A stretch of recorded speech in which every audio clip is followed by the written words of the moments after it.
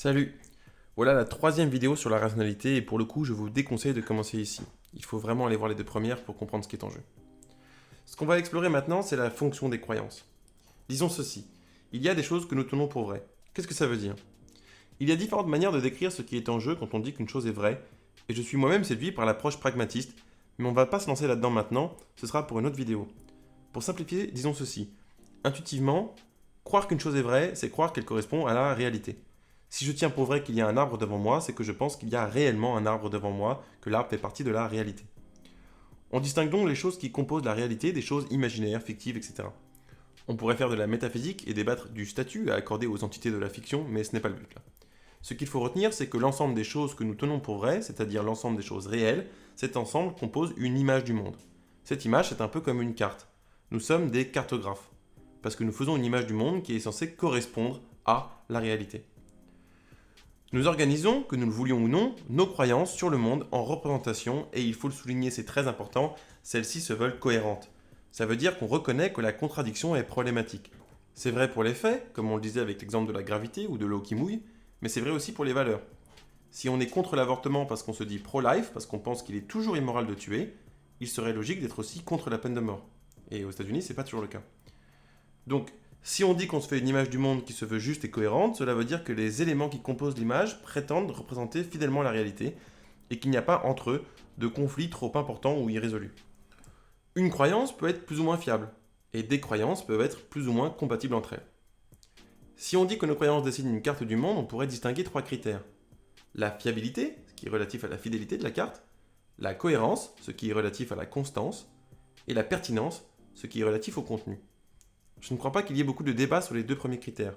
C'est le troisième qui est plus délicat. Comment juger qu'une idée, une représentation, un point de vue est intéressant? Ce n'est pas facile à dire. C'est qu'il faut souligner la relative indépendance de ce critère. Une carte peut être pertinente même en étant imparfaite du point de vue des critères 1 et 2. Parfois, on fait comme si la carte n'était porteuse d'aucune information pertinente simplement parce qu'elle présente une erreur de logique, alors que ça ne suffit pas à discréditer une proposition. Il y a une blague pour ça. C'est pas parce que je suis hypochondriaque que je suis pas vraiment malade. Il faut parfois distinguer les erreurs de raisonnement de ces contenus. Un hypochondriaque a peut-être un traitement irrationnel et paranoïde de ses sensations. Cela n'empêche pas qu'il puisse effectivement décrire une situation pathologique autre que celle de son hypochondrie, j'entends. Quand on évalue une carte, c'est-à-dire en somme l'idée du monde que se fait quelqu'un, il vaut mieux ne pas oublier ces critères-là. Surtout le troisième, quand on est adepte de l'esprit critique et qu'on peut avoir tendance à ne s'occuper que des rouages de la pensée, sans voir l'intérêt que peut présenter le mécanisme dans son ensemble. On a tendance à l'oublier parce que c'est le plus difficile à saisir. Je dis quand on évalue une carte. La première carte à évaluer, c'est bien sûr la sienne. Donc on commence par évaluer la fiabilité des croyances qui composent notre carte. Un premier truc qu'on peut remarquer, c'est que notre degré de certitude vis-à-vis de chaque croyance varie en fonction de plusieurs critères. Ce qui renvoie au tableau de la vidéo précédente. Est-elle plutôt simple ou plutôt complexe? Porte-t-elle sur moi-même, sur le monde, sur des faits invérifiables, sur ce qui est bien ou mal, etc. Il est normal d'être davantage certain d'une croyance relative à une réalité factuelle simple que d'une croyance relative à un devoir moral. Ça suppose que notre carte n'est donc pas homogène. Et puis, tout cela dépend aussi de notre degré d'expertise relativement au domaine auquel appartient la croyance. Si j'ai passé du temps à étudier une question, je serai davantage certain que si je l'ai à peine effleurée. Là, on fait face à un problème classique, c'est quoi un expert? En théorie, c'est quelqu'un qui connaît mieux quelque chose que la plupart des gens. Mais du coup, il faut comprendre que plus le domaine est petit, plus l'expertise est crédible. Quelqu'un se présente comme un expert de l'histoire du label actuel, qui n'a duré que 2 ans, et publié seulement une cinquantaine de disques, c'est crédible. Quelqu'un qui se présente comme un expert de toute la musique des années 70, c'est un peu moins crédible. Quelqu'un qui se présente comme un expert de toute la musique du XXe siècle, c'est pas crédible du tout. On pourrait être tenté de dire qu'un expert, ça n'existe pas. Ce qui existe, c'est une opinion experte, c'est-à-dire une opinion travaillée et qui est ou serait adoubée par ceux qui travaillent et connaissent le sujet. Une opinion experte, en fait, c'est très rare que ça soit surprenant. En général, ça va dans le sens de ce qu'on sait déjà. Et ça ne concerne vraiment que les détails. Il est donc pertinent de faire appel à l'opinion experte pour le détail, mais moins pour juger la carte dans son ensemble. Il n'y a pas d'expertise de la pensée totale. Ça, c'est ce que proposent les philosophes. Et ils font rarement consensus pour ce qui est de leur vision du monde. Il est très difficile, qui plus est, d'avoir du recul sur son expertise. Quelqu'un peut être expert d'un domaine sans se rendre compte que sa méthode de travail est orientée.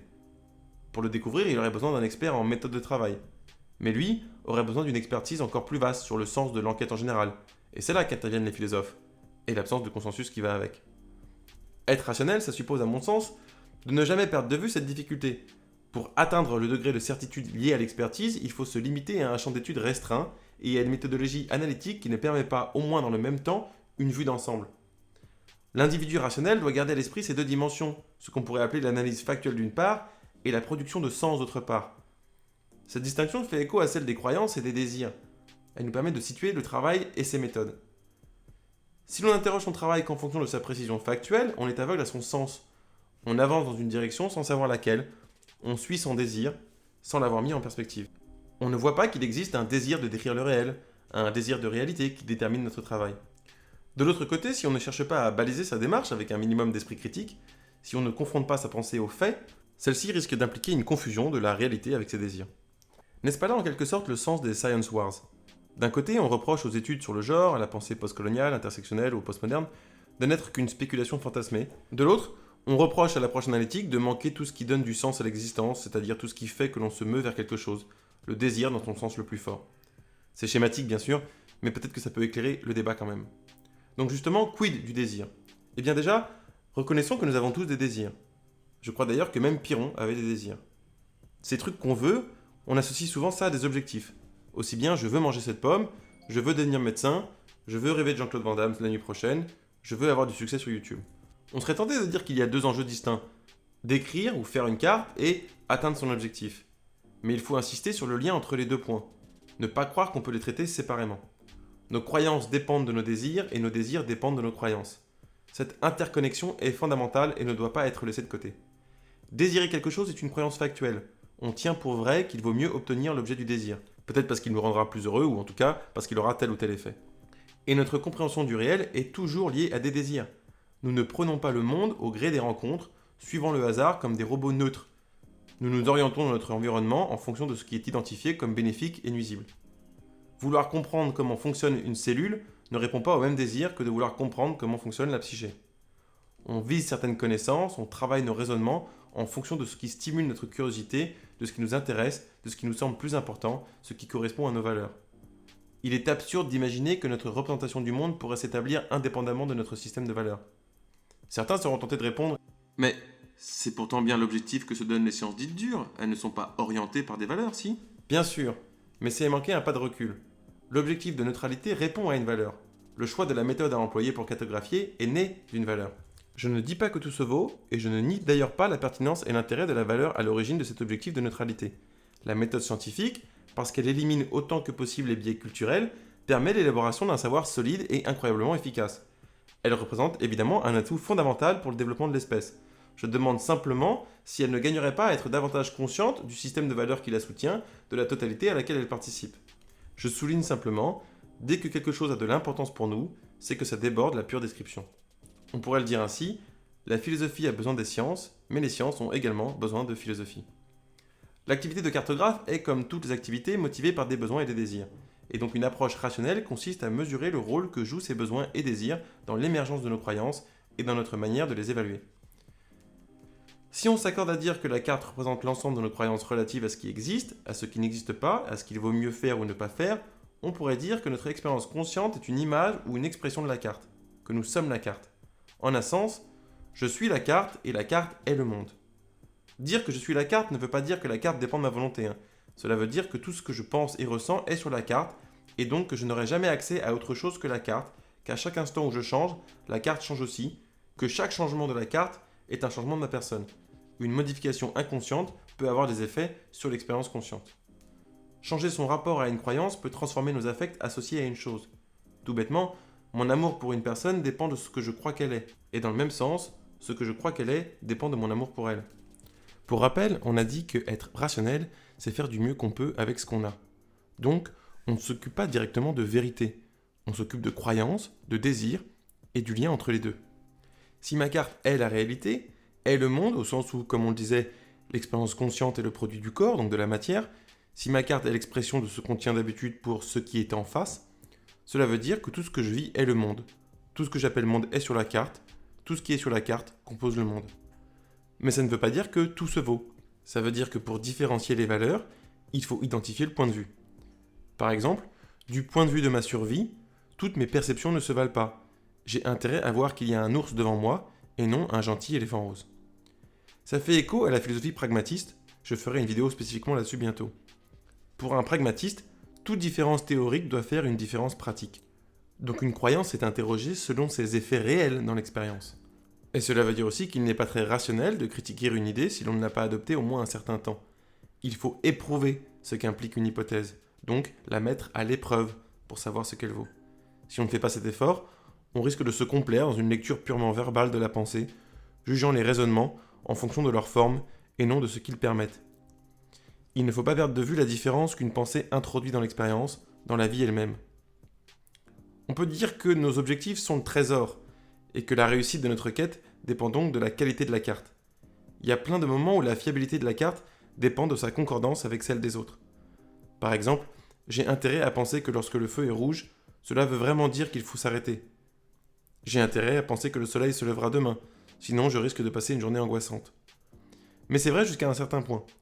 Parfois, j'ai intérêt à prendre une sorte de marge vis-à-vis de l'activité qui prétend reproduire fidèlement le territoire. On prend d'ailleurs tous cette marge toute la journée sans s'en rendre compte. La perception est une hallucination pratique. Nous ne voyons pas la réalité, nous voyons une simplification de la réalité qui sert notre désir de survie. Si c'est vrai de la perception, on peut imaginer que c'est présent dans les couches les plus complexes de notre rapport à l'existence. Par exemple, nous faisons une confusion entre la réalité et nos désirs quand nous attribuons une valeur à une chose parce que nous la désirons. C'est la fameuse phrase de Spinoza qu'on avait évoquée dans la vidéo sur la place d'autrui dans notre histoire personnelle. Nous croyons voir une chose bonne en soi, dont la valeur ne dépend pas de nous, comme si le monde était composé d'éléments bons et mauvais. Nous ne voyons pas que la valeur des objets ou des expériences varie selon les situations et les objectifs. Nous projetons une valeur sur la chose en fonction de notre désir ou de nos besoins. Aussi, nous n'avons pas l'intuition que le monde pourrait ressembler à autre chose si nous changions nos désirs. Une bonne carte localise l'objectif et identifie les meilleurs chemins pour y parvenir, sachant que meilleur chemin dépend donc d'autres objectifs. C'est le lien entre la rationalité épistémique, ou l'art de faire des bonnes cartes, et la rationalité instrumentale, ou l'art de choisir les bons chemins. Et comme on disait, ces deux dimensions sont liées. Atteindre un objectif a un coût, donc il faut se demander si ça vaut le coup. C'est aussi ça, reconnaître l'importance du désir. Certains voudraient que le désir ne joue pas de rôle dans leur cartographie du monde, alors ils voient leur carte comme une représentation neutre, uniquement composée d'informations neutres, ce qui est une illusion fomentée par le désir de n'être pas biaisé par ses désirs. Si être rationnel suppose de mettre à l'épreuve ses croyances, alors il faut s'intéresser au rôle que jouent nos désirs dans leur élaboration. Ça semble très important pour comprendre l'autre.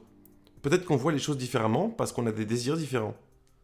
La politique, justement, ça pourrait être essayer de faire correspondre les cartes entre elles, discuter, voir si on peut faire converger les perspectives. Dans ma carte, c'est chiant si on peut agresser les gens sans raison. Ah, bah dans la mienne aussi. Ok, on interdit les agressions alors. Oui, on fait ça. Dans ma carte, c'est cool si j'ai tous les droits. Ça ne marche pas dans ma carte. Dans la mienne non plus. Bon, ok. Reconnaître que les désirs nous font voir les choses différemment est décisif dans le processus politique. Tout simplement parce que notre rapport au monde et notre conception de celui-ci dépend entièrement de sa propension à satisfaire nos désirs.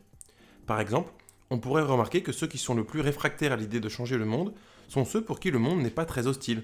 On défend le statu quo quand le statu quo nous arrange plutôt. Une question importante qu'on pourrait se poser serait donc la suivante.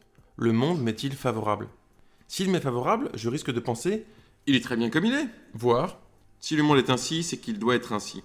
S'il ne m'est pas favorable, je risque de penser « il faut changer les choses ».